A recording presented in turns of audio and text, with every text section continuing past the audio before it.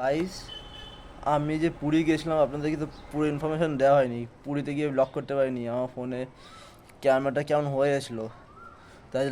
তাই জন্য আপনার মনে হয় দেখতে পাচ্ছেন আমি শর্টস ভিডিও ছাড়ছি শুধু।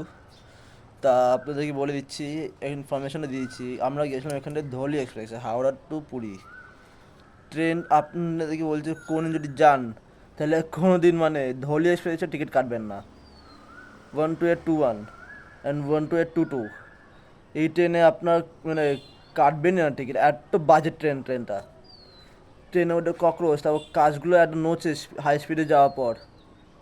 সেই তাও যে হোটেলে থাকবেন ওখানে আপনারা যোগাযোগ করবেন। আপনারা পান্ডা মানে ওই যে পান্ডাদের সাথে কন্ট্যাক্ট করবেন পুরীতে গিয়ে, ঠিক আছে? তাহলে ওরা আপনাদেরকে ভালো মতো দর্শন করে দেবে, প্রসাদ প্রসাদ আপনাদের বাড়িতে এনে দেবে, আপনারা যে হোটেলে থাকবেন।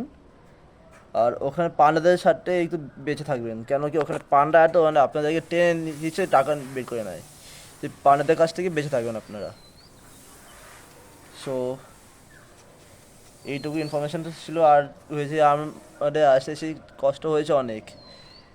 আমরা যে 12822 পুরী হাওড়া হলি এক্সপ্রেসের টিকিট ছিল আমাদের রিজার্ভেশনে, কিন্তু আমরা খড়গপুর ঢোকার আগে জানতে পারলাম যে আমাদের ট্রেন ক্যান্সেল আছে সাতটা থেকে হাওড়া। সেই পুরো মানে ট্রেনটা এমনি 3 ঘন্টা করে লেট ছিল।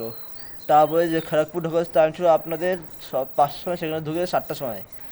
আর 7:30, তারপর মানে 7টার কাছে ঢুকেছে, আপনাদের 8:30 নাগাদ ঢুকেছে। 7টার কাছে থেকে আবার ওখান থেকে লোকাল ট্রেন ধরলাম খড়গপুর হাওড়া।